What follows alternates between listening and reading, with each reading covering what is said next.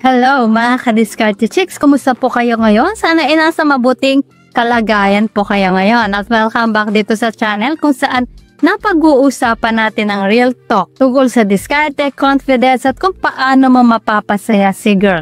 Hindi lang sa isip kundi pati sa katawan at emosyon. Ngayong video pag-uusapan natin ang isang technique na bihira talaga alam ng mga lalaki. Yung tipong kapag natutunan mo to, hindi ka na niya makakalimutan. Kasi ka-Diskarte Chicks, ito yung klase ng technique na kayang magbigay sa babae ng matinding experience. Hindi lang pleasure ha, kundi yung tipong emotional connection plus satisfaction combo. At syempre, hindi ito basta-basta. May 3 simpleng steps lang na kailangan mong sundin. So kung gusto mong maging legend sa kama, as in yung hindi niya makakalimutan kahit anong mangyari, makinig kang mabuti. Dahil sa video na to, tuturuan kita ng diskarte na classy, confident at guaranteed effective. Pero bago tayo dumiretso sa mismong technique, may kailangan muna tayong ayusin yung mindset mo at confidence. Alam mo ka-Diskarte Chicks, kahit gaano ka kagaling sa technique, kung kabado ka, nawawala lahat ng rhythm. Parang boxing yan. Kahit marunong ka ng suntok, kung kinakabahan ka sa laban, wala rin. Ganon din sa kama. Ang babae nararamdaman niya kung insecure o confident ka. Kaya bago ka pa sumabak, dapat sigurado ka sa sarili mo. Relax, steady at enjoying the moment. Hindi mo kailangang maging experience agad. Pero dapat educated ka kasi ang tunay na confidence galing sa kaalaman. Kapag alam mong tama ang ginagawa mo, hindi mo kailangang manghula. Mas nagiging natural ka. Mas nakaka-relax si girl at doon na nagsisimula yung magic. Okay, step 1. Hanapin ang pinaka-komportableng posisyon ninyong dalawa. Ka-Diskarte Chicks, tandaan mo, comfort equals control. Hindi mo kailangang maging acrobat, pero dapat parehong relax. Pwede mong lagyan ng unan ang ilalim ng balakang niya para tumaas ng kaunti. Mas maganda kasi yung angle na yan. Hindi lang sa kanya komportable, kundi sa'yo rin. Kung nakaluhod ka, lagyan mo rin ng unan sa tuhod mo o kaya maupo ka sa gilid ng kama. Ang importante walang nangangalay, walang awkward na posisyon. Kasi kapag may sumakit na likod o leeg mo, tapos na agad ang laban. Sayang diskarte mo, ka-Diskarte Chicks. At tandaan, hindi ito bilisan. Hindi ito parang karera ng tricycle sa kanto.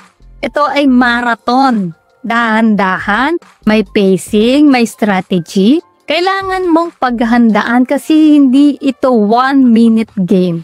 Ang tunay na marunong magtagal ng may rhythm.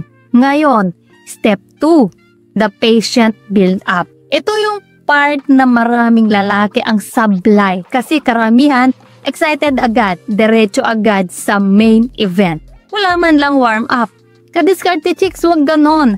Ang babae hindi parang switch na on agad. Mas parang music yan. Kailangang intro ng melody bago dumating sa chorus. Simulan mo sa banayad na halik at haplos. Yung tipong maramdaman niyang safe at connected muna siya sa'yo. Pwede mong simulan sa hita niya, dahan-dahan. Hindi mo kailangang magmadali kasi dyan pa lang nagiinit na yung anticipation. Habang dahan-dahan mong ini-explore, observe mo rin ang mga reaction niya. Napapasinghap ba siya? Napapapikit? Pag oo, ibig sabihin, nasa tamang rhythm ka na. Ngayon, pag naramdaman mong ready na siya, saka mo lang dagdagan ng konting pressure. Pero, huwag biglaan kasi yung slow build-up, yan ang dahilan kung bakit mas matindi ang ending. Isipin mo ka-Diskarte Chicks, parang pagkain ng favorite mong dessert. Hindi mo nilalantakan agad, diba? Tinitikman mo. Ganon din dito. Ang susi ay control at timing. At pag nakuha mo yung rhythm, doon ka palang pwedeng maglaro sa intensity. Pwede kang mag-shift ng galaw, maghalo ng soft at firm pressure. Basta consistent, kasi once na maramdaman ng babae na may rhythm ka, ibang level na yon, ka-diskarte chicks. Eto na, step number 3, the start and stop method. Ito ang sikreto kung gusto mong magbigay ng explosive at unforgettable experience. Ganito yan, kapag naramdaman mong papunta na siya sa sukdulan, yung tipong kumakapit na, humihinga ng malalim at halos mawalan ng focus, huwag mong itodo agad. Pause ka muna saglit. Oo, alam kong mahirap, lalo na kung naririnig mo na yung mga ungol na gusto mong marinig. Pero tiwala lang, ka-diskarte chicks. Yan ang magic moment. Pahinga ka saglit, mga 20 to 30 seconds lang. Pwede mong halikan yung leeg niya, pisngi, o bulungan ng mga simpleng linya gaya ng ang sarap ng reaction mo. Gusto ko yung ganitong sound mo. Pagkatapos nun, balik ka ulit. Same rhythm, same consistency. Gawin mo to ng 2 o 3 times at mapapansin mo, mas mabilis siyang bumabalik sa peak. Mas malakas, mas intense. Ang tawag dito, ka-diskarte chicks, ay edging. At kapag ginamit mo to ng tama, guaranteed yung huling wave ng pleasure niya. Grabe talaga yung tipong mapapaiyak sa sarap. Sabay tawa kasi hindi niya ma-explain. At ito ang sikreto. Consistency plus control. Huwag kang padadala sa excitement mo.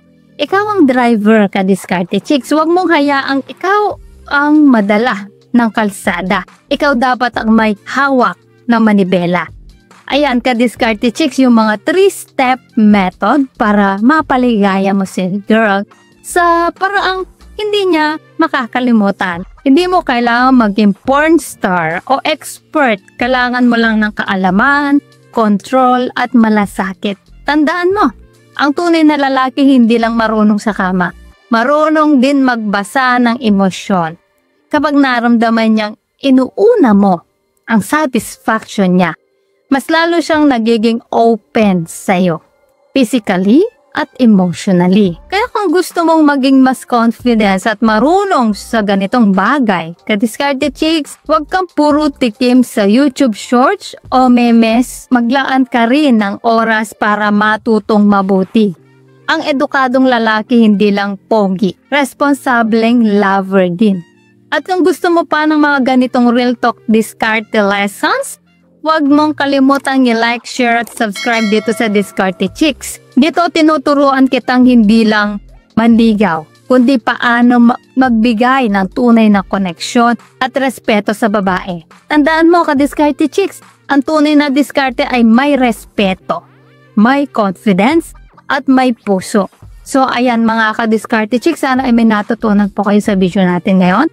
At syempre bago po tayo matapos, shoutout muna sa ating mga masugid na taga-panood na sina Nelly from La Union, Felipe Balano, taga Taft Eastern Samar, Freddy Fernandez from Ilocos Norte, living in Pampanga, Erwin Lerpidos ng Santa Rosa, Laguna, Ricky G from Mackham, Canada, Chesamay Salpoden ng Zamboanga City, Roberto Puebla Jr. from Osamis, Misamis Occidental, Reynaldo Morales J. at kay Roger Blue from Milan, Italy. Guys, maraming salamat po sa support at panonood mga ka-Diskarte Chick. Dahil po sa inyo, patuloy at lalo po akong ginaganaang gumawa ng mga content na makakatulong at makakaaliw sa lahat.